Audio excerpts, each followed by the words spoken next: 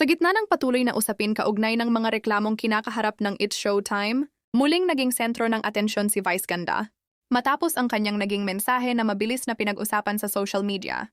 Bagamat wala siyang direktang binanggit na pangalan o partikular na isyu, marami ang nagbigay ng kani-kanilang interpretasyon sa kanyang mga sinabi. Ayon sa ilang netizens, tila may malalim na kahulugan ang mensahe ni Vice at posibleng may kaugnayan ito sa mga kontrobersyang kinakaharap ng programa.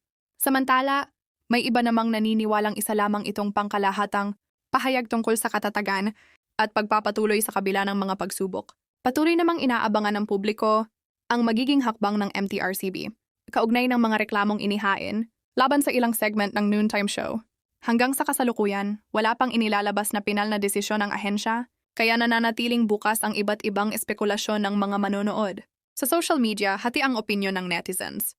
May mga nagsasabing nararapat lamang na mabigyan ng pagkakataon ang programa na maitama ang anumang pagkukulang, habang ang iba naman ay naninindigang mahalagang maipatupad ng patas ang mga umiiral na alituntunin sa lahat ng palabas sa telebisyon. Sa kabila ng mga usapin, patuloy na ipinapakita ng mga tagahanga ni Vice Ganda ang kanilang suporta. Marami ang naniniwalang malalampasan ng host at ng buong It's Showtime ang kasalukuyang hamon, batay na rin sa mga pagsubok na nalagpasan nila sa mga nakaraang taon.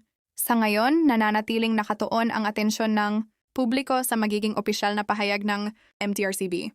Hanggat wala pang pinal na resolusyon,